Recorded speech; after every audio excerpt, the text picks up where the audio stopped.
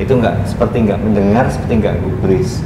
Dan yang aneh lagi, memang mobil yang melintas seperti itu juga herannya kita, ada motor nyebrang nggak pakai ngerem.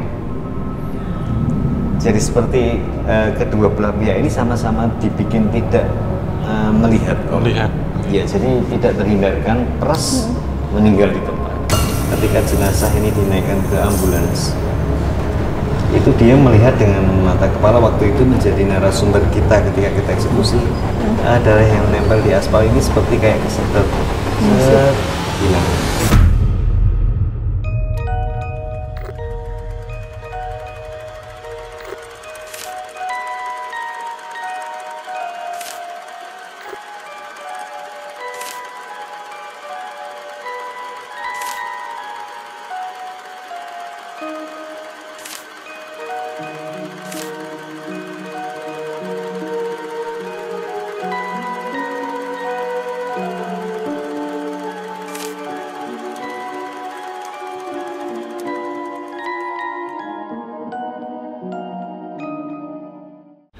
Assalamualaikum warahmatullahi wabarakatuh. Salam rahayu, rahayu, rahayu bagi kita semuanya.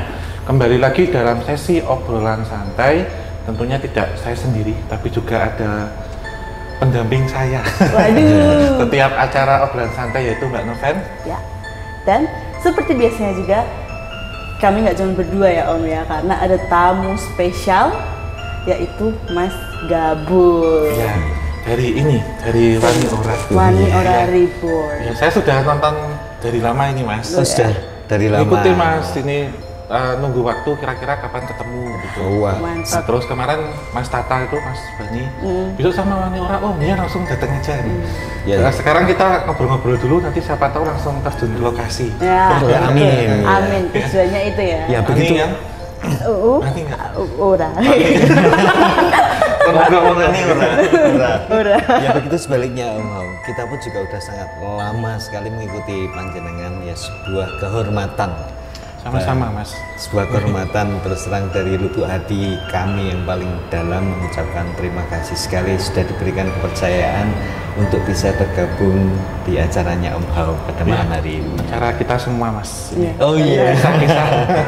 Syukurlah ya, ini rupanya berjodoh ya Om ya. Ya, berjodoh itu pasti akan ditemukan. Ya. Alhamdulillah ya. Amin. Kita tunggu nanti ya penelusurannya bareng tim Wani Ora Reborn itu kita akan kemana. Amin. Ya. Nah, Mas Gabul nih, kalau tentang Wani Ora Reborn, kan ada kata reborn nih. Oh iya, reborn. Sebelumnya ada yang nggak reborn, ya. Nah ini, ya lahir kembali. Nah, itu kenapa dilahirkan kembali? Sempat terjadi apa, Mas? Nah, keguguran. Oh enggak bercanda. Ya dulunya sebelum Wani Ora Reborn memang hanya Wani Ora. Wani Ora. Ya tentunya ada sebuah kisah di dalamnya. Kenapa menjadi Reborn? Ya ini sih Mbak Noven, dari Wani Ora kita ke Reborn memang ada sesuatu yang ketika itu terjadi tanpa kita sadari. Nah, tiba-tiba channel kita di pagi hari, waktu itu jam 6:30, di grup kita punya grup khusus anak-anak Wani Ora. Nah di situ rame Om, rame muncikan. Yono apa di grup rame, saya ditelepon kebetulan itu Mas Semplok telepon, Mas coba cek channel kita. Oh nopo channel itu? Cek aja Mas. Hilang. Hilang. Saya masih waktu itu mosok channel hilang, tapi beneran ketika ketik Wani Ora searching terus emang hilang Mas, nggak keluar waktu itu. Ya menjadi sebuah tanda tanya besar tentunya kok bisa hilang gembar waktu itu. Cuman ya seiring berjalannya waktu kita tidak mempermasalahkan karena mungkin itu jalan yang kita anggap sampai saat ini jalan yang terbaik. Akhirnya muncullah kita berkumpul dan akhirnya sepakat satu tekad, satu bulat berangkat dari nol lagi di Wani Ora Reborn. Seperti itu. Ya, oke, tapi juga terbukti baik sih dengan niatan itu ya, karena akhirnya bisa saling ketemu sama Om Hao. Iya, alhamdulillah sekali. Iya, kan? Iya. Alhamdulillah akhirnya Iya. berjodoh bisa bertemu. Betul. Nah, tapi kan kalau aku sama Om Hao sempat recheck ya Om ya, ini Wani Ora Reborn tuh seperti apa kegiatannya gitu, dan yang sering dilihat sih live ya Mas ya, terus juga mediumisasi, terus kalau aku bisa menyebutkan adalah pelayanan masyarakat dalam tanda kutip ini. Nah, apakah itu berhubungan dengan nama channelnya sendiri? Apa nih ada filosofi dari Wani Ora ngobrol kayak gitu? Jangan ketawa. Boleh ding. Boleh ya? Boleh. Kalau nggak boleh ketawa, saya nanti langsung. Boleh. Oh boleh ya. Dilarang kok. Kalau filosofi sebetulnya tidak ada ya Mbak, natural. Memang secara natural ketika itu kita mau bikin channel, itu kan tentunya mempersiapkan sebuah nama. Kalau filosofi nggak ada, cuman saya yakin kalau Om Hao pasti tahu. Di deretan nama-nama itu kita pilih ketika waktu itu, list banyak sekali nama yang sudah kita persiapkan. Cuman dari seluruh list nama ini yang ketemu angka terbesar itu cuman Wani Ora, satu aja. Nah akhirnya kita ambil Wani Ora dan kayaknya enak diucapkan Wani Ora. Ya simple tapi mengena gitu. Tapi asli Wani Ora itu kata bahasa Jawa ya Om Hao ya. Cuman kadang ketika disebutkan seolah-olah kayak bahasa Jepang. Wani Ora. Iya, anggapan sendiri sih. Iya, tapi cukup menarik loh itu untuk apa? Ya, Wani Ora. Itu kan kayak. Iya, Wani Ora. Ya, kan Om Hao ahli perjepangan. Aku taunya Sakurata. Oh, apa itu? Nggak punya duit.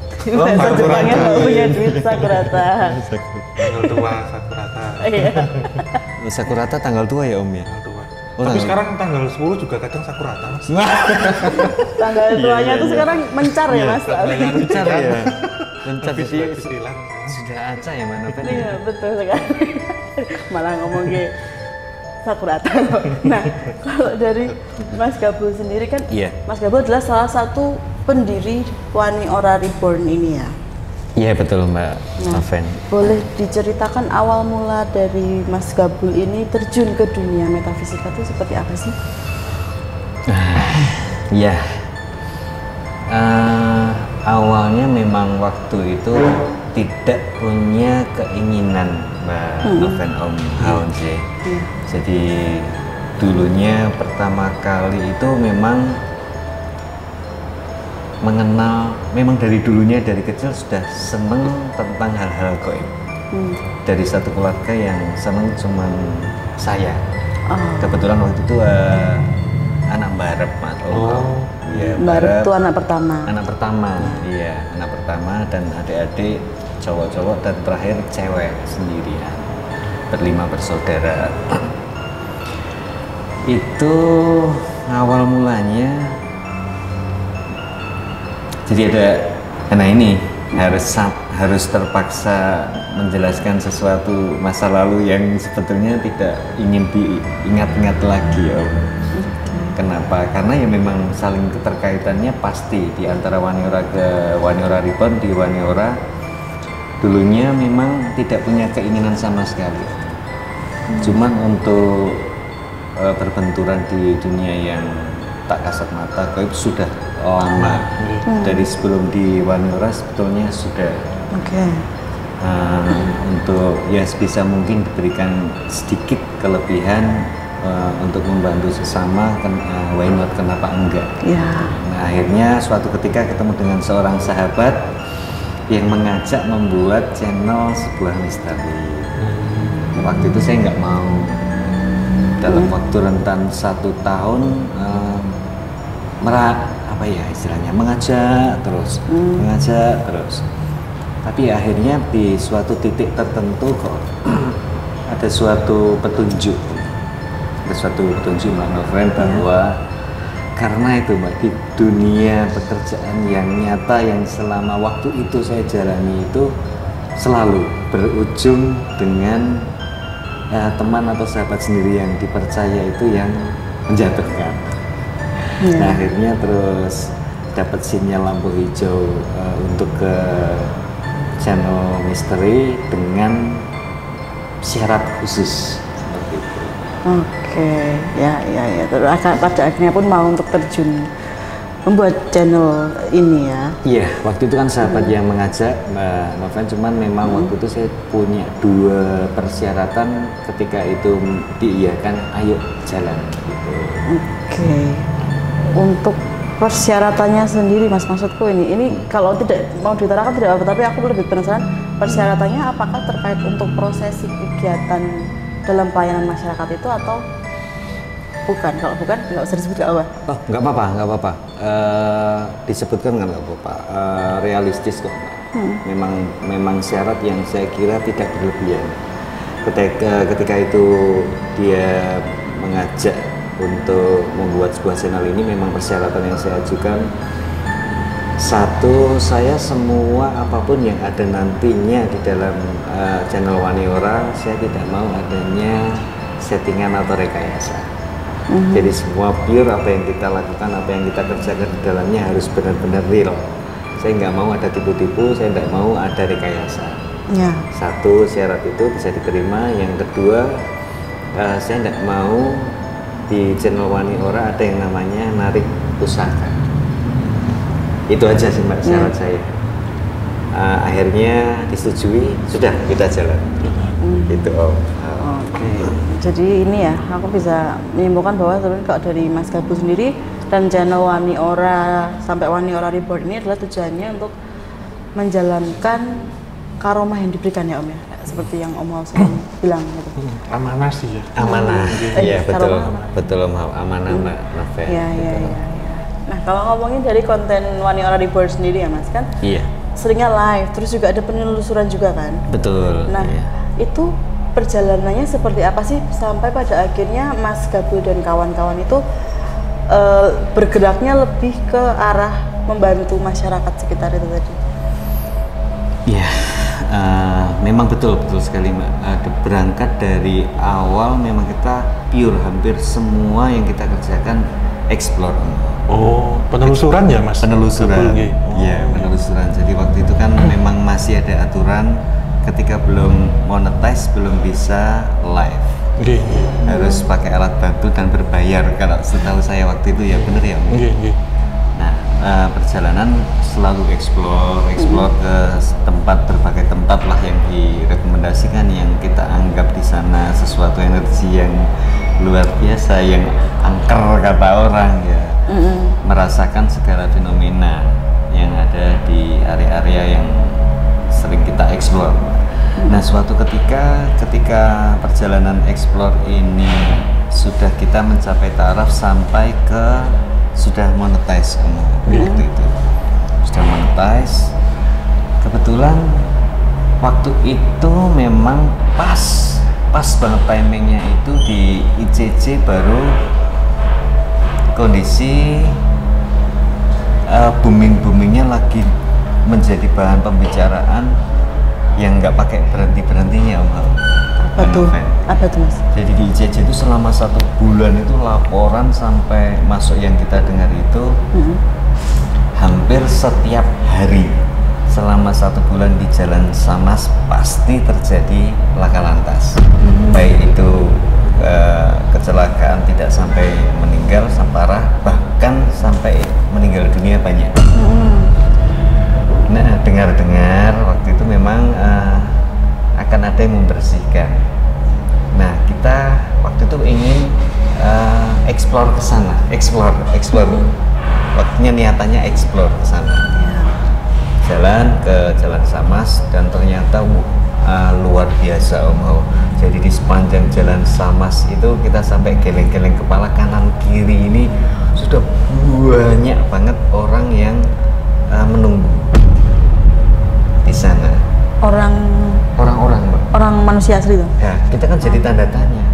Kok udah banyak banget di kanan kiri di area TKP yang buat sering kecelakaan laka lantas itu, kok sudah kanan kiri itu orang banyak banget. Hampir bentangan 5 kilo itu sudah banyak banget orang di kanan kiri badan jalan. Nah, ternyata terus kita berhenti di sebuah angkringan mendapat info Mbak Noven bahwa malam hari itu akan ada orang dari Jawa Timur yang akan membersihkan infonya. Makanya mereka, oh benar, mereka ini menunggu timnya akan membersihkan yang konon katanya waktu itu pasangan tumbal jalanan di Jalan Samas. Nah, kita waktu itu dikasih bocoran sama pemilik angkringan bahwa Mas, kita pura-pura kita nggak ngerti dari tim Waniora, nggak, kita sebagai pembeli ngobrol biasa. Iki harap tinteni sampai besok pagi pun nggak bakalan datang. Dia itu sudah dapat info ternyata, kalau mereka itu tim ini malam itu nggak akan datang. Tapi memang dengan sengaja di angkringan itu tidak memberitahu orang-orang, karena dagangan yang dijajakan pada malam hari itu laris manis, Oh iya. Yang dikasih tahu nggak jadi datang, bubar. Iya benar. Yang nungguin bubar. Iya. Nah ketika itu spontan muncul, karena kita sudah waktu itu sudah monetize, sudah kita cari lapangan. Saya waktu itu masih nama temen yang di Waniora waktu itu. Nah itu ketemu sebuah lapangan. Nah di situ secara ini saya ngomong, sudah Mas, ini kita sekarang on di sini, kita live. Beneran Mas live? Iya, saya bilang gitu. Yakin live? Iya. Itu live perdana kali kita di lapangan Sri Gading di Jalan Samas. Dan kita di sana benar-benar karena sudah tahu tim ini nggak bakalan datang. Jadi kita perdana di situ membersihkan pasangan tumbal jalan ya di Jalan Samas di lapangan Sri Gading itu. Oke, jadi menggantikan lah ya ibaratnya Mas. Iya. Tapi untuk itu kan bisa dibilang pembersihan pertama yang live lah ya, bukan yang pertama kali membersihkan kan? Iya, yang pertama kali. Nah itu metode yang tim Waniora pakai itu seperti apa? Jelas paling tidak pernah lepas dari proses mediumisasi Mbak Noven Om Hao ya. Karena memang salah satu jalan kita anggap mediumisasi ini sebuah media, karena tidak setiap orang memang bisa berkomunikasi dengan sosok-sosok yang memang tak kasat mata. Jadi itu salah satu sebuah media biar kita bisa memberikan, oh ternyata ada sebuah pengetahuan, wawasan yang tadinya yang tidak kita ketahui bisa kita bagikan ke masyarakat. Sebuah pengetahuan menjadi lebih tahu ternyata tuh seperti ini. Oke, berarti untuk setiap pembersihannya tim Waniora Reborn ini memakai mediator ya? Mediator, iya betul. Oke, nah ini coba kita cek ke Om Hao ya Mas ya. Maksudnya aku penasaran tentang penggunaan mediator. Apalagi kan untuk apa ya? Maksudnya untuk pembersihan ya.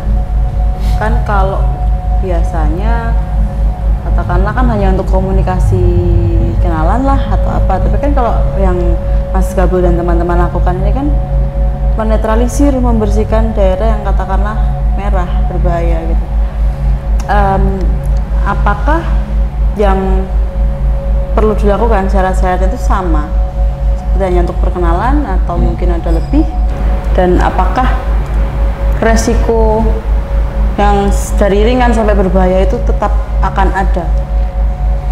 Iya, tentunya kan ada satu perbedaan ya antara kerasukan, kesurupan dengan mediumisasi. Itu bedanya jauh gitu. Jadi kalau kesurupan ataupun kerasukan tentunya dirasuki orang yang menjadi media itu nggak sadar atau tidak terkendali.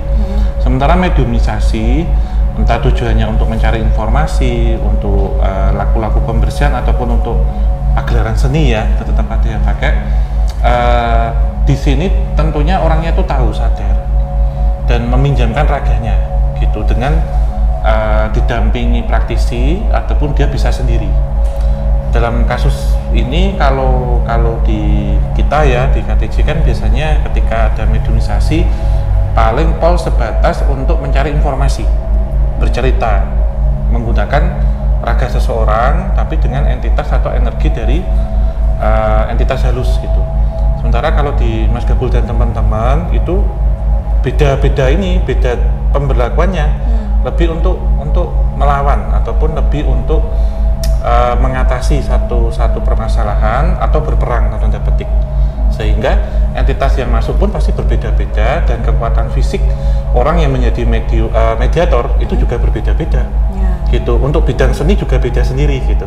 Jadi mediumisasi pun terbagi-bagi ya, mungkin untuk teman-teman Sobat Javanica itu tentunya berbeda-beda. Untuk mediumisasi pun berbeda-beda, dan karakter ataupun kapasitas orang itu pun termasuk keberaniannya juga berbeda-beda gitu. Jadi mempersiapkan prajurit lah kalau saya lihat gitu. Jadi mempersiapkan satu seperti apa ya, barikade gitu untuk melawan gitu. Kalau di kita kan lebih mengarahnya untuk meminta satu informasi. Jadi entitas yang mengisi berbeda tentu, instalannya berbeda ini. Gitu, diinstalkan di CCP ya. Kalau di sini ya prajurit-prajurit ataupun ada panglimanya, karena sudah harus ini kasarannya itu harus berperang. Jadi kalau di jalan ya modelnya kayak tawuran gitu. Wah, iya. Jadi ada di pihak sana, ada di pihak sini. Tetapi juga di pihak sana pun ada yang mengawasi atau mengontrol dari tempat jauh. Gitu. Jadi memang benturan energi. Walaupun orang ini memiliki satu kekuatan fisik, tentunya misal orang biasa nih itu nggak kuat, nggak Mas. Tapi kalau beliau yang sudah disiapkan untuk perang itu akan kebal. Jadi sudah divaksin, nggak akan muntah darah ataupun apa. Karena tentunya benturannya berbeda, lebih mengarah ke benturan ya. Kalau kita mencari informasi itu hanya menselaraskan saja. Tapi kalau di sini tentunya harus bisa menselaraskan dan harus bisa melawan. Jadi ada satu upgrade lebih tinggi, ya harus lebih naik secara kekuatan fisik gitu. Karena kalau informasi kita masih kalau gulung-gulung ataupun apa itu masih halus gitu. Itu masih halus sih. Iya. Nah, kalau gini tiba-tiba gini terus muntah darah kan beda cerita. Gitu. Jadi pandangannya seperti itu kurang lebihnya. Oke, ya karena ini juga sih maksudnya ternyata kalau mediumisasi pun ketika yang memasuki adalah entitas yang negatif ya, dia bisa juga merusak dari dalam orang yang jadi mediator itu ya. Iya, nggak harus negatif. Kadang kalau positif tapi frekuensi orang yang menjadi menjadi media ataupun katalis yang memasukkan, kalau frekuensinya nggak pas sama loh Mbak. Kan ibarat kata kita punya laptop nih, tapi OS-nya belum mumpuni, dikasih satu software nggak bisa apa nolak. Gitu. Jadi nggak harus negatif. Kalau negatif pun kalau frekuensinya di bawah ataupun lemah bisa jalan. Gitu. Tapi kalau frekuensinya lebih tinggi itu nggak bisa nyaut atau terjadi seperti gesekan dalam tubuh. Bisa muntah darah atau muntah-muntah itu biasa. Tapi kalau muntah darah berarti sudah mengarah pada satu ini ya, hal yang bersifat medis gitu.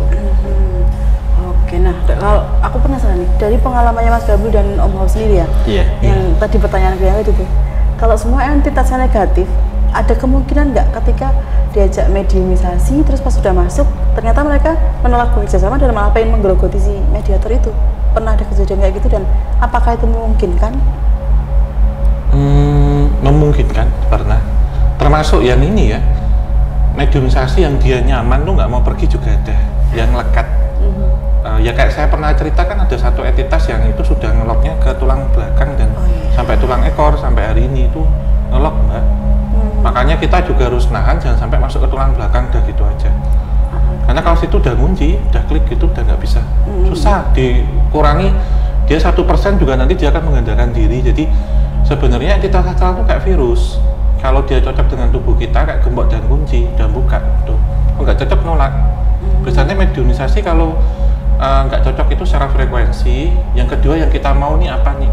Karena kita MOU gitu. Jangan sampai dia minta satu kesepakatan di luar kemampuan kita, itu juga nggak usah diambil gitu. Tapi kalau kesurupan kan ngawur ya masuknya. Dan itu bukanya paksa, katup batin itu. Tapi kalau ini masih bisa buka tutup lah, on off gitu. Itu sih Mbak kalau yang saya rasakan gitu. Iya. Oke. Nah balik lagi ke Mas Gabu dan tim Waniora Reborn ini dia. Kalau dari mediumisasi yang pernah terjadi, itu apakah ada yang sampai tidak kuat atau mungkin malah betah tadi? sama dengan apa yang saya ketahui selama ini dan benar-benar realita yang dihadapi di lapangan ketika proses mediumisasi itu dijalankan. Beda, betul sekali beda antara kerasukan dengan proses mediumisasi. Sosok yang kerasukan itu memaksa. Jadi kalau mediumisasi ya betul kata Om Hao, jadi sudah ada katup untuk bisa kita kontrol membuka atau menutupnya. Menyelaraskan seperti yang dibilang Om Hao tadi, seperti itu Mbak Noven. Cuman kalau untuk merusak itu atau dibilang ngancing ya Mbak ya, betah nggak mau pulang, iya. Karena kita juga pernah menjumpai kasus seperti itu. Jadi tidak mau keluar, sudah aku nyaman, kayak gini, kan Bali nggak mau. Ya, cuman harus ketika itu terjadi kita harus punya langkah antisipasi. Bagaimana caranya? Ini nggak boleh ngelok nih, nggak boleh ngancing, nggak boleh stay, harus tetap keluar karena kasihan raga seseorang yang menjadi mediator, Mbak Noven. Gitu. Nah, balik lagi nih ke Mas Gabu dan tim Waniora Reborn ya, Mas. Setelah itu kasus yang sering ditangani Mas Gabu dan tim apa kasusnya, lebih ke apa? Ya, setelah jadi dari perjalanan-perjalanan yang sudah kita lakukan, seringnya live ya, Mbak ya. Seringnya live, kita paling upload video itu 1 minggu sekali. Sering live itu di 2 hari, di Senin sama di Kamis malam. Nah, akhirnya alam semesta ini yang memang menuntun kita, akhirnya pun timbul dari kita itu kasus-kasus yang paling sering kita tangani itu kasus pasangan tumbal jalanan. Di luar itu walaupun banyak kasus yang berhubungan dengan pesugihan ya, kayak seperti kehilangan uang ya dan yang lain-lain. Cuman memang yang sering kita berbenturan dengan energi yang memang luar biasa dan tidak main-main, dan memang resiko yang ada di dalamnya cukup besar sekali ya, memang ketika kita harus menyelesaikan, menuntaskan kasus pasangan tumbal jalanan. Pasangan tumbal jalanan. Iya. Nah, buat sobat Javanika yang mungkin masih bingung, jadi pasangan tumbal jalanan itu maksudnya orang masang tumbal di jalannya, Mas ya? Iya. Kan? Betul, iya. Karena kan kayak yang pernah tim KTJ obrolin dan Om Hao juga sering ngasih tahu juga bahwa metode orang pesugihan sekarang itu kayak mereka ya udah membiarkan si pesugihannya itu cari makan sendiri dengan naruh di jalan manapun lah ya, yang kira-kira bisa meraup mangsa. Iya, betul. Bisa dimanapun, Mbak Noven. Betul. Yeah. Nah, kalau yang sering aku dengar itu kan yang di daerah Jalan Wonosari ya, Mas, kalau untuk pertumbalan duniawi itu. Tapi kalau yang dari konten-kontennya Waniora Reborn sendiri, aku sempat melihat-lihat itu ada di daerah Sultan Agung, Bantul ya. Oh, Bantul. Terus ada yang di mana? Dekso Kali Bawang Kulon Progo. Itu sama satu lagi. Nah, itu juga pernah kami bahas, kebetulan di obrolan santai juga ketemu sama narasumber yang ketempelan di Bukit Bego. Kalian juga pernah melakukan pembersihan di Bukit Bego juga toh? Oh iya, Bukit Bego, betul. Itu bisa diceritakan, Mas, pengalamannya dan situasinya di 3 tempat tadi itu seperti apa sih ketika akan dibersihkan dan pembersihan sedang berjalan, dan setelah pembersihan itu kayak gimana? Wah, ya. 3 tempatnya Mbak Noven ya? Ya, 3 tempatnya. Ya, kita mulai dari yang tadi pertama disebutkan ya di Jalan Sultan Agung Bantul ya, Mbak ya. Ya, sebetulnya belum lama, Mbak, yang di Jalan Sultan Agung Bantul itu baru minggu kemarin kita eksekusi, kita bersihkan. Karena memang secara khusus dari permintaan warga sekitar yang dianggap sudah sangat-sangat meresahkan, dan seringkali dan ketika malam yang pedagang sampai berjualan sampai hampir pagi itu sering melihat mobil melintas di sepanjang jalan itu, tapi melakukan suatu tindakan atau aktivitas yang tidak sewajarnya, Mbak Noven. Jadi buka kaca, dia nyebar uang kertas. Oh, kertas. Iya, dan beraneka ragam. Di situ ada 100-an ribu, ada 50-an ribu, ada 20 ribu, macam-macam. Cuman banyak. Nah, setelah karena itu tidak hanya sekali 2 kali pernah konangan sama ketahuan ya.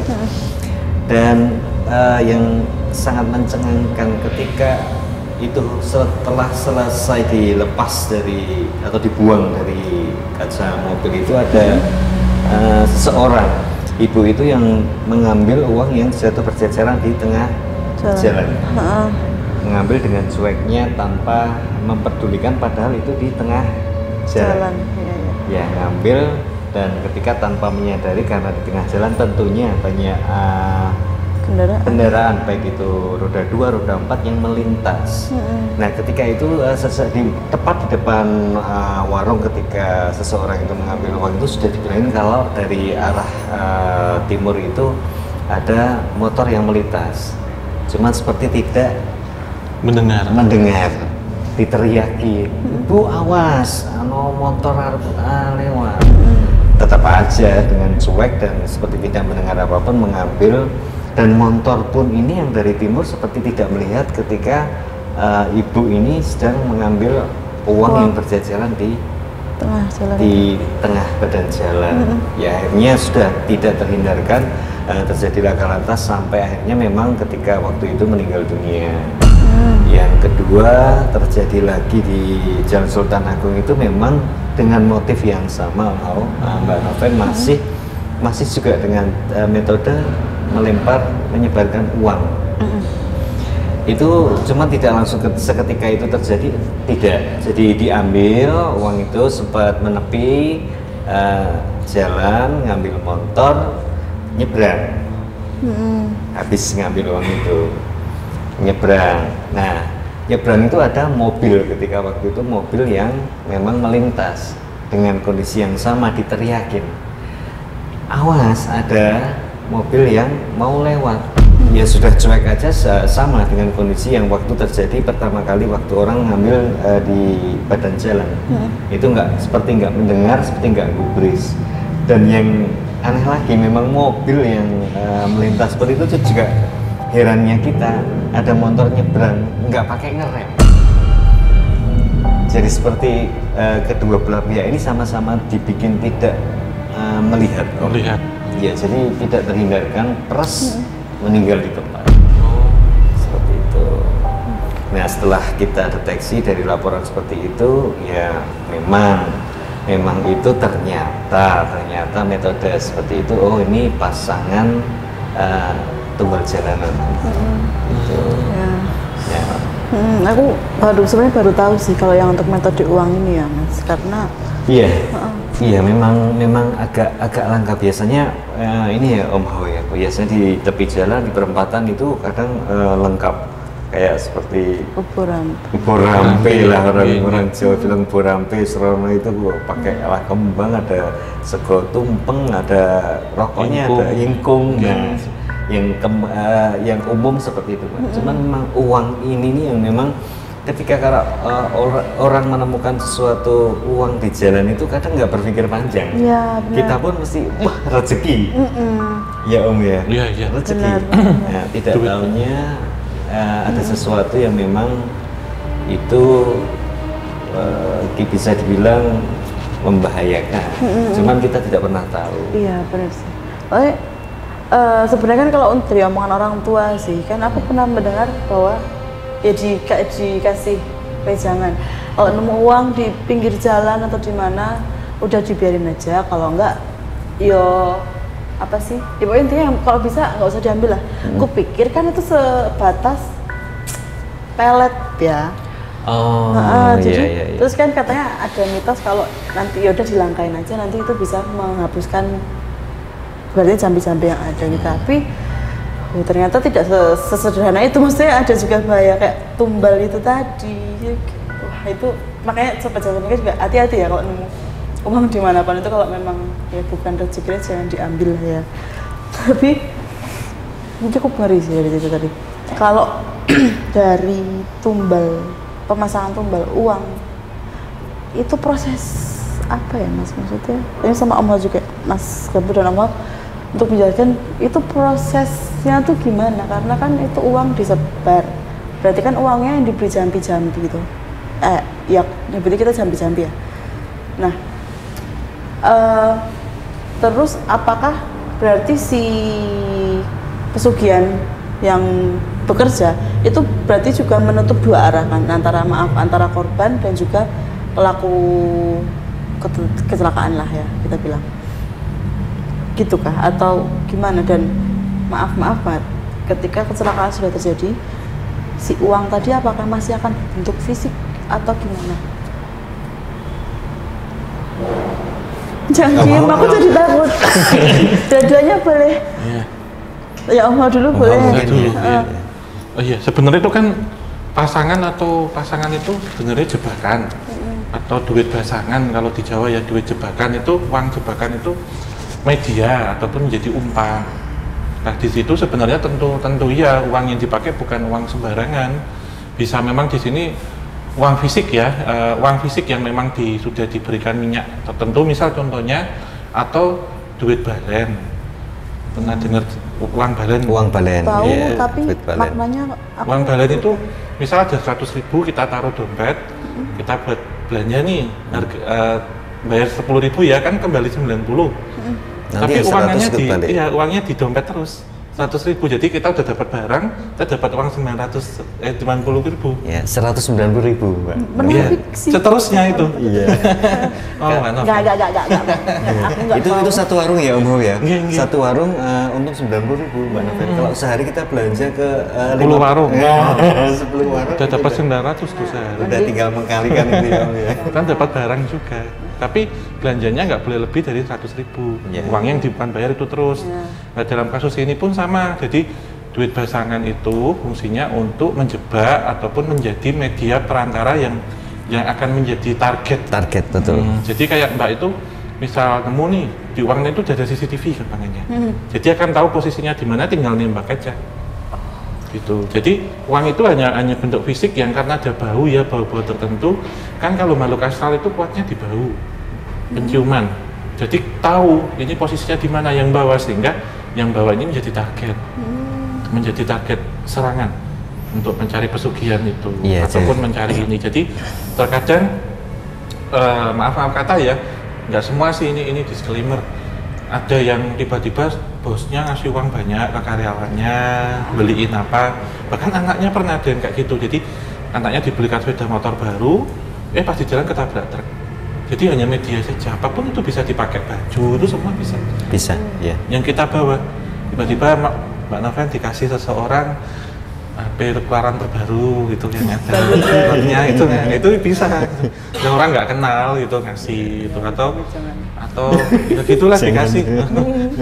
Jadi kita harus serba curiga gitu. Ini tujuannya untuk apa? Kalau tiba-tiba ataupun di luar dari misal seperti salary atau fee yang kita terima gitu. Atau di jalan menurut saya apapun itu, kecuali terkadang gini juga, dompet juga bisa loh, hati-hati. Yang penting kalau di situ ada identitasnya, mungkin bisa kita amankan, dalam artian kita hubungi yang pemilik. Tapi kalau dompet kosong itu juga hati-hati. Maksudnya dompet tapi nggak ada KTP, nggak ada SIM, itu tidak ada identitas juga sama sekali ya Om. Karena jebakannya banyak. Karena saya dulu juga pernah nemuin jam tangan di jalan gitu aja ngeletak gitu. Terus dompet tapi nggak ada identitasnya, sendal atau apa, sesuatu yang memancing kita. Itu. Iya, tapi seumpama aja kan kalau dompet, mungkin modus mereka kan sudah pinter, kayak biar nggak mencurigakan dompetnya tak kasih data diri lah apa dan lain-lain. Ketika kita niatnya memang pengen baik nih, aku nemu dompet ini, udah tak bawa ke kantor polisi aja lah. Tapi kan kita nggak tahu efeknya itu amit-amit akan terjadinya secepat apa kan, kayak yang tadi Mas Gabul bilang tadi, yang ibaratnya maaf korban kedua ketika ngambil nggak langsung kecelakaan, tapi kayak pas lagi mau berangkat kemananya baru kecelakaan gitu loh, kayak itu kan makin bikin kita was-was ya. Itu ya maksudnya untuk membedakannya gitu. Kalau dompet nganu kok Mbak, jarang ya. tentunya kalau ada identitas itu biasanya orang gogrok. Dan kita juga logika aja gogroknya di mana. Itu sering-sering naruh-naruh di tempat-tempat apa yang kira-kira itu orang nggak terjangkau lah, misal ketinggalannya di meja restoran itu masih make sense ya, tapi kalau tiba-tiba itu ketemunya misal kita duduk atau apa di kendaraan atau apa juga masih make sense, tapi kalau di tengah jalan menurut saya hati-hati sih, karena terkadang juga orang yang tiba-tiba terlentang di jalan kemudian kita berhenti itu bisa begal juga loh. Kita lihat lokasinya menurut saya, ketemunya di mana, karena kalau kita nggak yakin dilepas aja menurut saya, bukan kita nggak berani nolong ya, tapi kita ngikuti intuisi juga. Menolong itu berarti juga kita harus menolong diri kita dulu. Itu jadi nggak terus terlalu ingin menolong kemudian malah kita nggak tertolong. Itu hati-hati gitu. Jadi kita harus lihat ini posisi jatuh di mana. Kalaupun itu tidak bertuan kita tinggalkan. Itu kalaupun bertuan ya insya Allah ini niat baik ya, akan ada yang melindungi. Kita kasihkan ke pihak berwajib yang terdekat gitu aja. Pos lah masih ada. Terserah kalau sana mau diapain kan gitu. Itu malah lebih aman ya.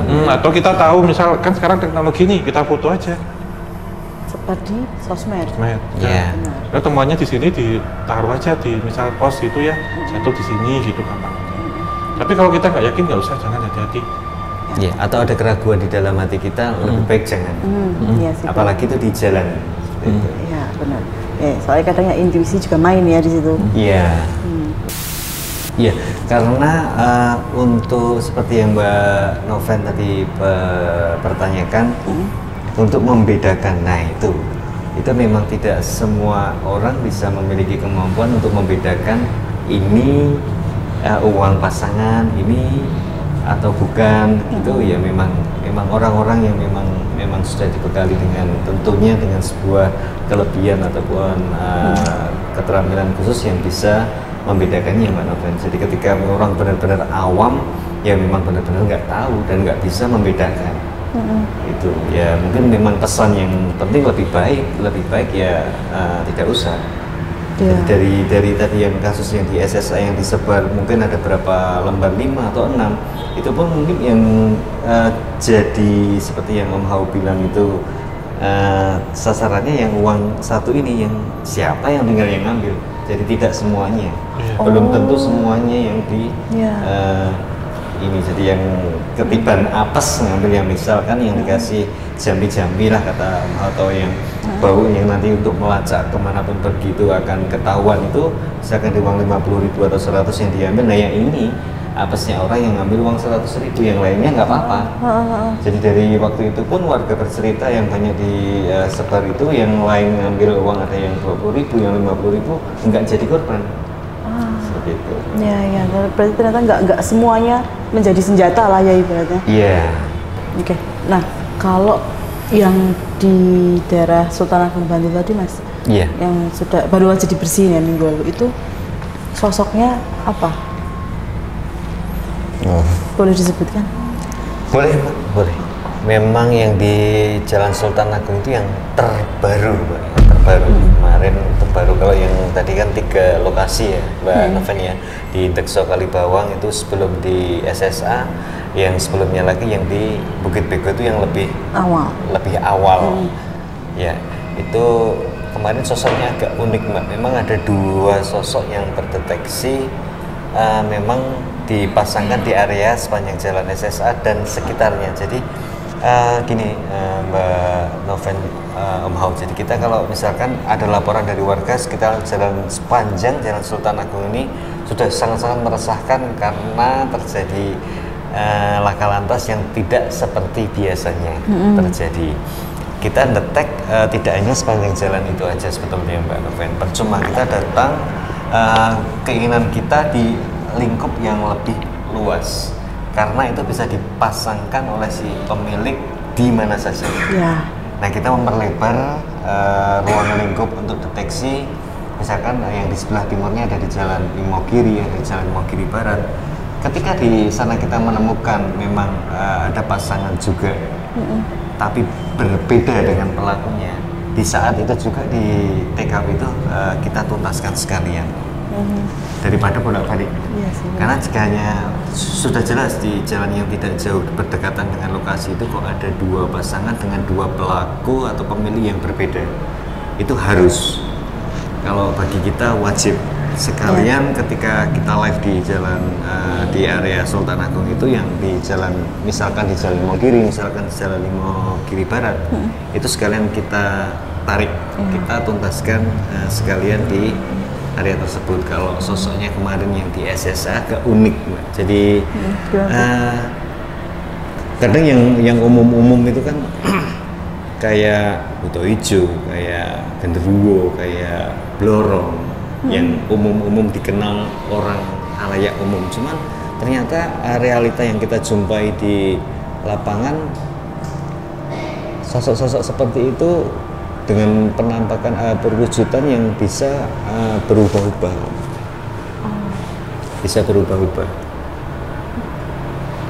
Kalau itu menanyakan sosok yang di SSA kemarin, memang wujudnya baru pertama kali kita gambarkan karena sosok berdiri kayak siluman hewan itu, cuman dia memang ada punya ekor, cuman di hampir sekujur tubuhnya kayak bercak-bercak hewan tokek. Oh, bintik-bintik warna iya, merah, bintik-bintik warna biru, merah, kuning gitu ya? Iya. Oh. Nah, kalau yang sosok satunya sosok yang sudah sering kita kenal, memang Buto Jin, ya seperti itu. Gondrong. Enggak brewokan ya, Mas? Enggak ada brewoknya, yang ada cuman malah taring, Mbak. Jadi yang di daerah Sultan Agung Bantul itu sosoknya tadi si Buto sama siluman. Iya, siluman tokek lah. Iya, dua sosok, betul ya, Mbak Noven. Siluman tokek, aku sebenarnya baru dengar ini sih. Tapi ya mereka juga menyerap darah korban kan. Iya. Umumnya terjadi tuh. Iya. Oke. Nah, ini tadi belum terjawab nih satu pertanyaanku.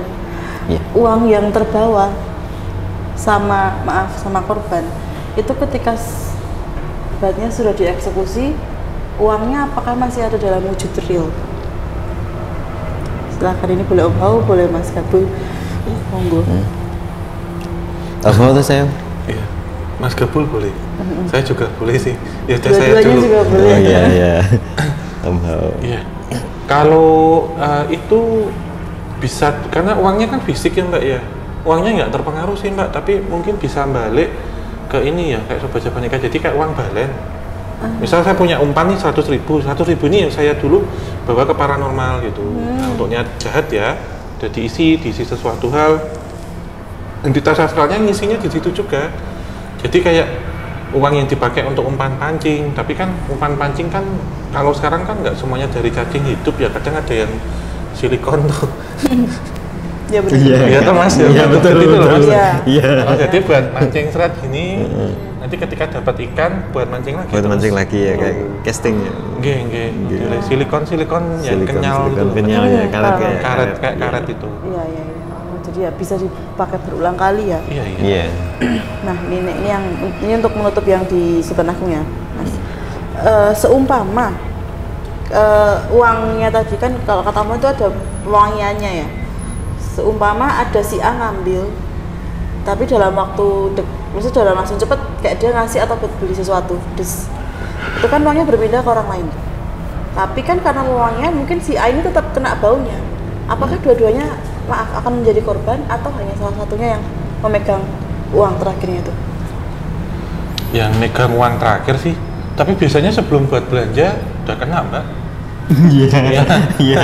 Rata-rata seperti itu kan. Iya. Nggak bisa. Ini ngambil gini di saku gini aja udah masuk, bisa ketabrak. Iya. Nggak sempat. Iya, berarti kayak udah ada sniper yang mengincar dari kejauhan ya. Iya, target. Siapa yang ngambil dapat jackpot lah gitu. Jackpotnya nggak enak ini Om. Ya menghadap yang Maha Kuasa. Iya. Semoga kita semua aman ya, Sobat Jabanika ya. Nah, sekarang ini untuk yang pembersihan kedua nih Mas, tadi gimana Ndekso? Oh, Ndekso Kalibawang. Itu gimana itu ceritanya? Iya, kalau yang di Ndekso Kalibawang memang agak ya memang berbeda ya kasusnya, metodenya dari yang Jalan Sultan Agung pun juga berbeda Mbak Novena. Karena waktu itu terjadi karena sebuah info yang memang diberitakan, memang diledakkan melalui sebuah medsos, yang tentunya dari info tersebut jelas orang yang di sekitaran area yang Dekso Kalibawang Kulon Progo yang setiap harinya lalang melintas di sepanjang jalan itu tentunya menjadikan sebuah rasa takut dan khawatir.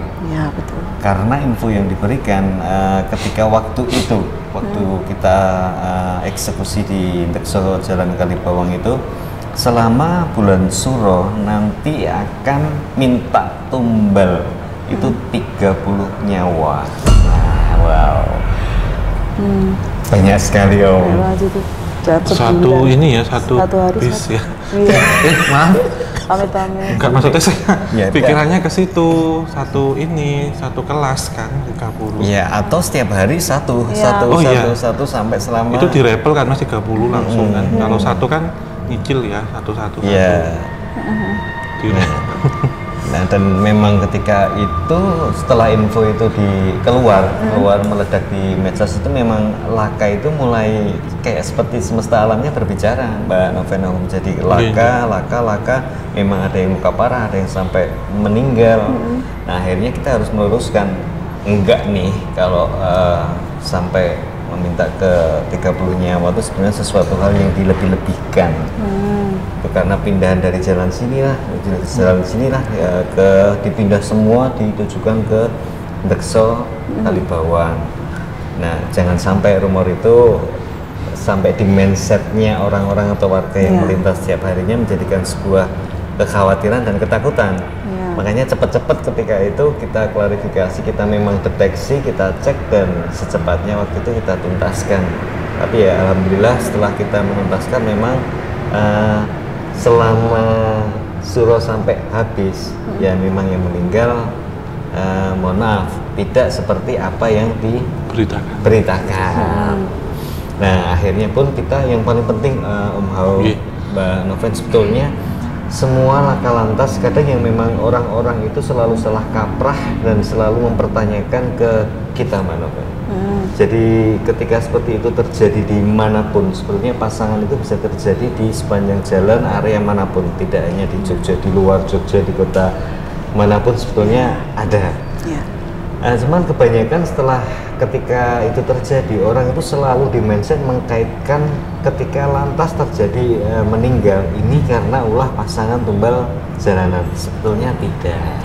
Nah, sebenarnya itu yang ingin kita tekankan, bahwa memang tidak menutup kemungkinan, dan kemungkinan besar sekali terjadi memang karena laka lantas atau kecelakaan murni, memang kelalaian dari pengendara, kontur jalan yang memang di situ rawan, penerangan jalan yang memang kurang. Nah, seperti itu. Jadi tidak semuanya bisa dikaitkan dengan pasangan tumbal jalanan, enggak. Ya, betul sih. Itu aku setuju.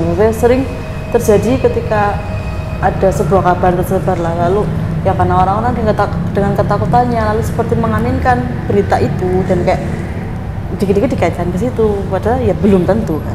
Apalagi kalau yang sering Om Hao bilang juga ya, ada cirinya ketika korban kecelakaan pasangan tumbal tadi ya.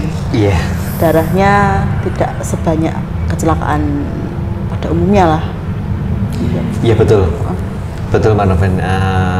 Dan itu pun realita kita menerima informasi yang di sekitaran Dekso Kalibawang, dan kemarin sebetulnya setelah dari situ di daerah Jalan Mata Sentolo, itu daerah barat itu Mbak Noven, Om Hao. Jadi memang dari petugas yang mengangkat jenazah ketika terjadi laka lantas itu rata-rata yang memang terkena pasangan tumbal jalanan itu, bahkan tidak sedikit yang sampai tidak mengeluarkan darah sedikit pun, dalam keadaan luka yang sangat-sangat parah gitu. Dan pernah sekali kita waktu itu mengeksekusi cuman sudah lama di daerah Jalan Wata Sentolo itu, petugas yang memang setiap harinya itu memang job disk-nya dia memang ini Om Hao, jadi apa? Setiap laka lantas dia yang menaikkan evakuasi, betul.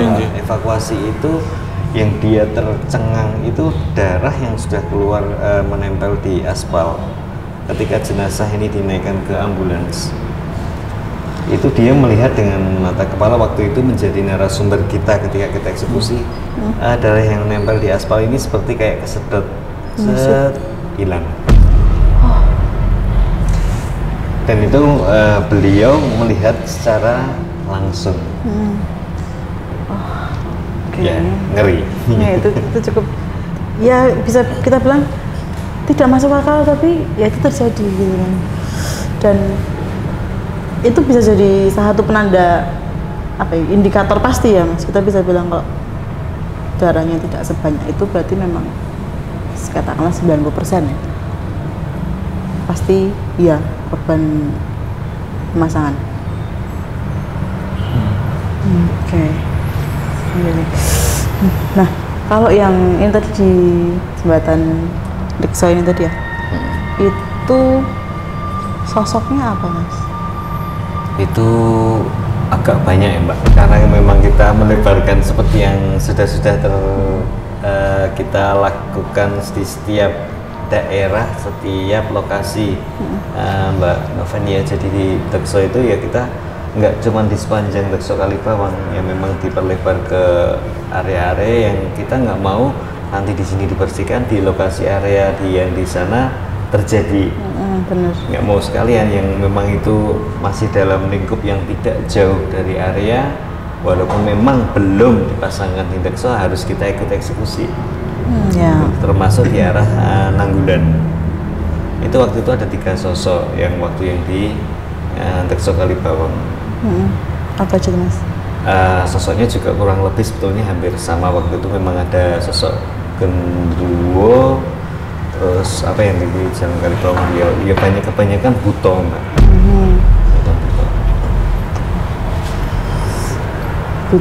Butonya tapi nggak cuma buto hijau ya Mas, yang untuk mesti untuk kayak gitu tuh. Iya.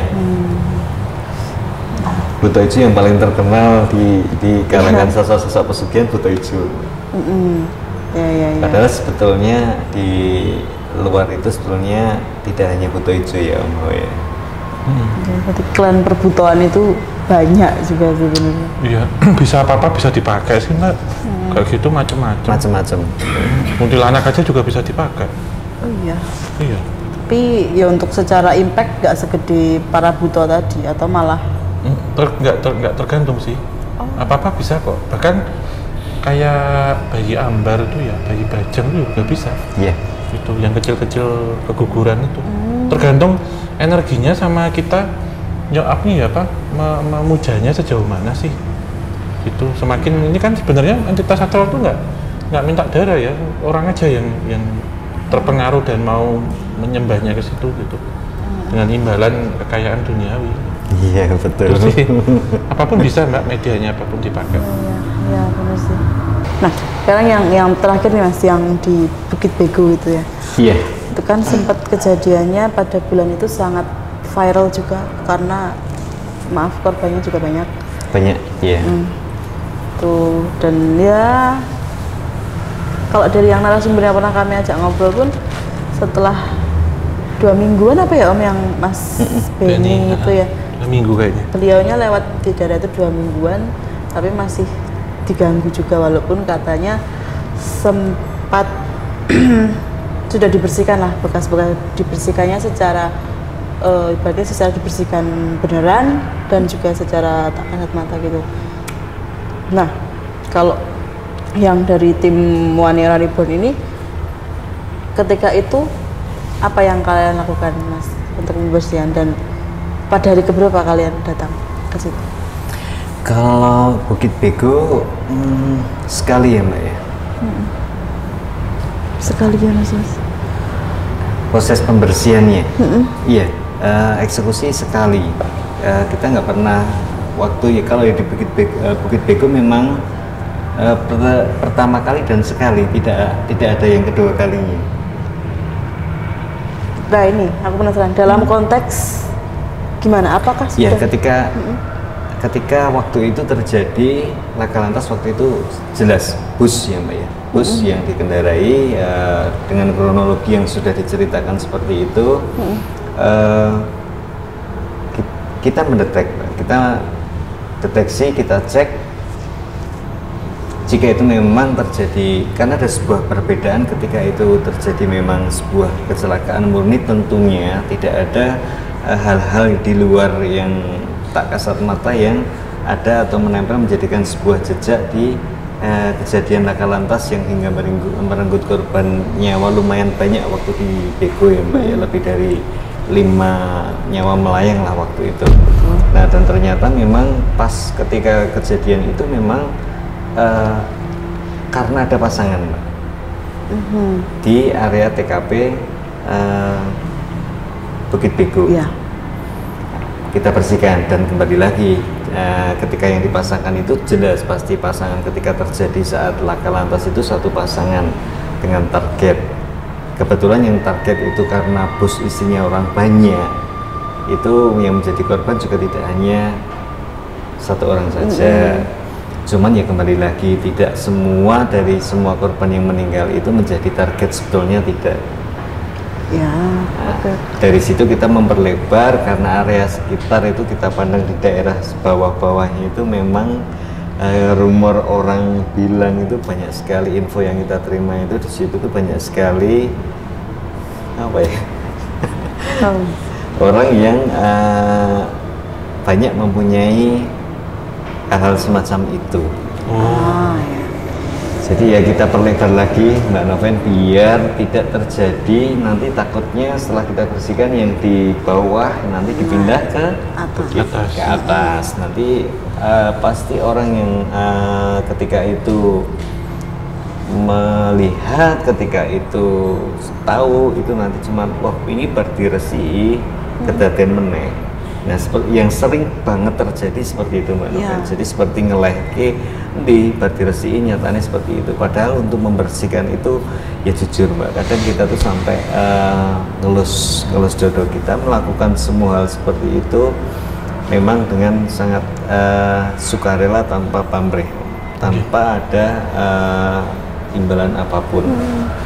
Ya benar-benar kita sendiri pribadi yang lewat di sepanjang jalan situ tidak hanya warga sekitar Bego dan sekitarnya, enggak. Saudara kita, teman kita, orang-orang yang kita sayangi pun juga bisa melintas lewat jalan tersebut. Jadi tidak ada salahnya kenapa hendak dibersihkan kalau ini memang nantinya akan menimbulkan sesuatu yang berhubungan dengan menghilangkan nyawa. Tentunya nggak bisa kita biarkan begitu aja. Bisa teman kita, bisa siapapun, karena target itu ya seperti yang dibilang tidak bisa, pasti akan mencari seperti Om Hao yang di depan bilang tadi, mencari seseorang yang dalam kondisi yang tidak stabil, banyak pikiran seperti itu. Iya betul. Iya sih. Dan tapi berarti kalau dari 3 tempat tadi termasuk Bego ini ya bisa dibilang paling berat di Bego Mas atau gimana? Iya betul, paling berat sebetulnya Bego, karena sebetulnya Bego sama Kalibawang hampir sama Mbak. Cuma di Bego ini pasca live itu ada sesuatu yang memang yang kemarin-kemarin belum terjadi. Ini terjadi, mungkin terjadi cuma tidak dalam kapasitas yang besar. Nah, ketika kita habis selesai live dari Bego itu memang sesuatu terjadi dengan sesuatu yang besar. Efek di belakang setelah kita live di Bukit Bego, manufaktur itu. Kru Wani Ora Reborn terkena after effect-nya itu. Yes, after effect setelah kita live di menuntaskan kasus di Bukit Bego. Berkenan untuk share nggak Mas after effect-nya? Boleh Mbak. Ya memang realitanya ya memang seperti itu. Om Hao memang pastinya kita membersihkan sesuatu hal, karena semakin kita, ini yang saya rasakan, saya pribadi rasakan, semakin kesana, semakin ke depan bukannya hal-hal seperti itu tuh semakin berkurang, justru malah makin banyak orang akan mengambil jalan pintas nggak mau istilahnya bekerja ngerkoso, cari jalan yang lebih enak, yang lebih instan, cuma tidak memperdulikan resiko yang akan diterima di belakangnya, padahal ngeri. Gitu. Dan selalu kita jelaskan bahwa resiko yang di belakangnya sebetulnya ngeri. Gitu ya. After effect-nya ya itu Mbak. Ketika habis live selesai itu di hari Kamis. Di hari Senin seharusnya kita melakukan live lagi Om. Nah, serempak di hari Senin itu teman-teman bisa satu kompak semua itu izin nggak bisa live. Karena apa itu Mas? Aneh ini.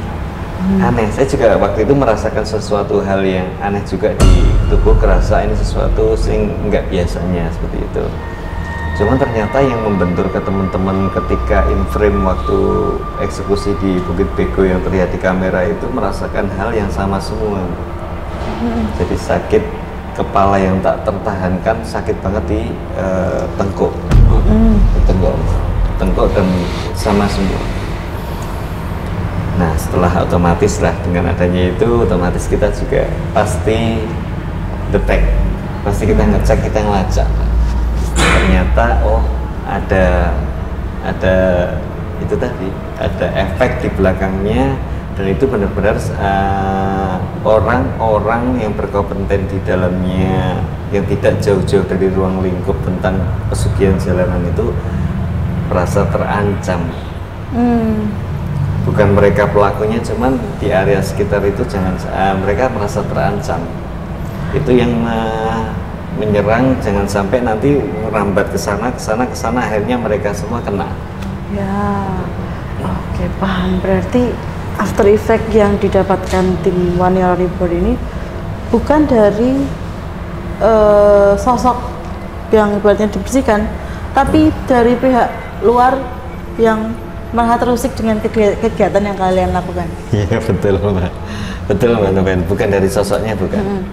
Ya itu ya itu apa ya Mas, bisa kita bilang salah satu resiko juga ya dalam melakukan pembersihan seperti itu kan? Iya, resiko, dan resikonya sebenarnya nggak main-main, resikonya besar sekali. Saya yakin Om Hao juga tahu resiko seperti yang dilakukan ketika kita sudah terjun seperti itu, resikonya memang ya besar Mbak Noven. Cuman ya sekali lagi yang tertanam di dalam diri kita dan ke teman-teman semuanya selalu saya juga bilang ya selama kita tujuannya baik, niatannya baik, ya insya Allah ya apa yang kita lakukan diridhoi sama yang di atas lah. Karena apa yang kita lakukan bukan sesuatu yang untuk kejahatan, enggak.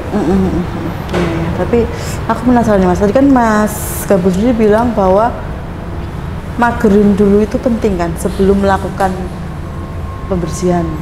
Nah itu kenapa ketika di Bukit Bego itu kan ibaratnya, maaf aku bisa bilang kalian terinfiltrasi nih dari luar nih, itu apakah karena lupa mageri atau gimana ceritanya tuh? Oh enggak Mbak Noven, beda. Salah. Jadi ketika kita melakukan live itu kita di area TKP pembersihan tidak mengalami gangguan, lancar. Tapi setelah kita pulang masing-masing di hari Jumat, Sabtu, Minggu, nah itu benturannya di luar ketika kita setelah live, bukan di acara waktu kita eksekusi melakukan live di TKP, Mbak. Oke, ya. Tapi berarti setelah silakan dulu. Jadi mereka memang sudah keluar dari lingkup pagar semua. Oh. Tapi setelah pulang, ibaratnya kalian tidak memagari diri masing-masing. Ya karena memang kita tidak bisa memaksakan. Jadi tidak semua teman-teman atau saudara-saudara yang kita anggap di Waniora itu ingin belajar, enggak ya Mbak. Dan saya pribadi pun tidak pernah memaksakan semuanya untuk kamu harus belajar, harus seperti ini, enggak. Ada yang memang karena niatan tulus, senang ikut karena yang dilakukan sesuatu hal yang bukan negatif seperti itu. Cuman nggak mau belajar otomatis yang memang awam kondisinya. Oke, ya. Oke. Nah Om Hao, kalau yang jadi kejadian Mas Gabul dan tim tadi ya yang setelah pulang ke rumah masing-masing terus mengalami after effect itu kan sudah diincar ya, berarti ketika di lokasi gitu. Itu pengincarannya apakah si pelaku ini mungkin ibaratnya kayak menempelkan sosok atau apa ke Mas Gabul dan tim, atau ya memang ibaratnya sekedar jadi jarak jauh aja tapi sudah mengingat wajah mereka masing-masing itu. Iya, jadi kan ketika ada di satu lubang ya, atau di satu pagar di dalam, itu kan di luar ini kan banyak energi Mbak, yang bertebaran lewat debu contohnya. Media yang dipakai itu debu yang menempel di tubuh sebenarnya, sehingga saya selalu menyarankan setelah selesai teman-teman ya, kalau di KTJ itu mandi, bersih semua, baju yang dipakai termasuk daleman itu harus ganti semua, jangan sampai ketika tidur lupa nggak mandi ataupun nggak ganti, udah mandi tapi nggak ganti pakaian, atau justru lebih celaka lagi kalau nggak mandi nggak ganti, udah itu itu jadi nempel. Atau kita kan nggak tahu ya, residual energi itu kan kecil, jadi ketika nempel dia nunggu waktu di mana kita tidur gampangannya, ataupun masuk ke dalam alam bawah sadar. Kalau itu tidak dibersihkan, dia akan masuk lewat pori-pori ataupun apa, itu yang akan menyerang nanti ketika itu. Jadi yang disampaikan Mas tadi ya benar, ketika ada di dalam itu aman. Kenapa? Karena kan terproteksi. Tapi namanya pagar ataupun pelindung itu kan hanya ada durability, ada jangka waktu ya. Vaksin aja kan berapa bulan harus suntik lagi kan gitu kasarannya. Jadi ketika masa aktifnya udah selesai ya kita kosong tanpa benteng. Kayak misal antivirus di komputer kan ada masa aktif tuh harus update, harus diperpanjang, itu yang terjadi kayak gitu. Jadi pertolongan paling mudah adalah harus bersih, itu aja. Bersih lahir, bersih batin. Ya. Nah ini pertanyaan pamungkas, mungkin untuk juga menutup obrolan santai hari ini ya. Dari yang diceritakan Mas Gabul barusan kan, saya ada pagar juga nih. Berarti kan sebelum live untuk membersihkan, sebelum mediumisasi ada prosesnya nih. Iya kan? Nah itu prosesnya gimana sebelum menuju itu? Karena kan ini ketika kalian mediumisasi, tapi kan si yang sosok ini kan sebenarnya ada pemilik dan pengirimnya, ibu-ibu yang punya lah ya. Itu gimana tuh? Iya betul Mbak Noven. Sebetulnya tadi sudah sedikit saya sudah saya jelaskan, tapi ya tidak apa-apa karena dipertanyakan lagi untuk pertanyaan pamungkas atau terakhir untuk penutup acara ngobrol rileks kita. Ya memang yang dipersiapkan seperti yang tadi Mbak Noven, jadi kita mengantisipasi dari awal sebelum persiapan itu kita mengantisipasi pasti kita mengusung tema ketika live itu apa. Jika kita explore ya tentunya sebelum kita masuk ke tempat manapun, jika kita anggap tempat itu memang sesuatu hal yang tempat-tempat yang sakral, pastilah kita harus ulul salam, kita harus mohon izin permisi seperti itu, diizinkan tidaknya, karena juga pastinya ada sesuatu resiko yang ketika tidak dikehendaki. Tetapi di kasus yang tadi kita bicarakan, di kasus pesugihan atau yang lain kehilangan uang pun, yang seperti saya bilang tadi Mbak Noven, memang sesuatu hal yang mengancam ketika kita melakukan live ini memang harus kita antisipasi dulu. Kita pagar yang tadi sesuai yang saya jelaskan 3 taraf seperti itu tadi, baru kita mulai ke acara live. Sehingga live sampai akhir selesai tidak ada gangguan apapun seperti itu. Ya, nah ya Mas, kalau pagar 3 itu kan berarti di lokasi itu. Tapi kan si sosok yang mau dibersihkan ini kan punya dukun, yang dipakai sama si pemakai pesugihan itu. Nah, Mas Gabul dan tim apakah juga ibaratnya ngurusin si dukunnya ini juga? Ya, nah itu dia Mbak Noven yang saya jelaskan di depan tadi, yang saya maksudkan. Wah ini vulgar ini. Ya nggak apa-apa. Tadi sebelum semuanya mulai, hal-hal yang saya maksudkan membahayakan ketika kita mau menjalankan sebuah live, yang saya maksudkan ya itu. Oh, termasuk itu? Ya, itu yang kita amankan dulu sebelum kita masuk ke proses live. Oke, ya bisa kita bilang itu behind the scene-nya ada. Behind the scene-nya, betul. Step-stepnya. Ada step-stepnya. Memang banyak orang yang tidak tahu, karena kita selalu melakukan itu di belakang layar dan banyak orang yang nggak ngerti. dari persiapannya aja sudah sangat berat ya Mas. Iya, sudah menghabiskan energi cukup banyak. Iya benar-benar. Cukup ya. Sumpah ini obrolannya sangat menarik dan aku pengen masih tanya-tanya sebenarnya. Tapi durasi. Jadi obrolan kita sama Mas Gabul cukup dulu ya Om ya untuk obrolan santai hari ini ya.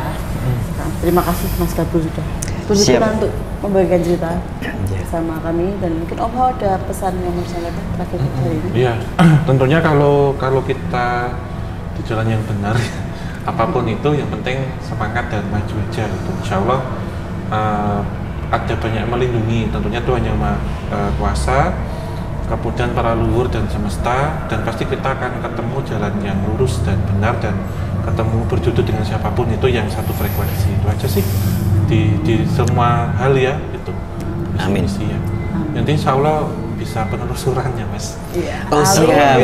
Iya, dengan senang hati. Suatu kehormatan Om. Sama-sama Mas. Nanti insya Allah kita bisa ini ya melihat jalan-jalan yang seperti itu gitu Mbak Noven. Iya. Jangan lupa ditagih ya sobat Javanika. Kalau kita nggak keluar konten penelusuran barengnya, ditagih di kolom komen. Ya, Ina mungkin cukupkan sekian ya untuk teman-teman sobat Javanika. Nanti juga bisa mampir di channel Wani Ora ya. Nanti bisa dukung kita bersama dengan subscribe, komen positif, masukan, kritik dan saran, dan share sebanyak mungkin jika kalian suka, dan nyalakan lonceng agar mendapatkan pemberitahuan ketika kami upload. Ya, betul sekali. Oke, terima kasih ya untuk hari ini untuk Om Hao dan juga Mas Gabul juga. Iya. Terima kasih untuk Gudang Digital yang sudah memberikan sarana dan prasarananya dengan peralatan-peralatan yang mutakhir, dan untuk teman-teman yang gemar videografi dan juga fotografi dapat mengunjungi dan berbelanja di Gudang Digital, dan kita setelah berbelanja bisa mampir di Gudang Kopi. Oke, kita tutup ya. Akhir kata, wabillahi taufik wal hidayah. Wassalamualaikum warahmatullahi wabarakatuh. Mugi tansah pinaringan rahayu sagung dumadi. Waalaikumsalam warahmatullahi wabarakatuh.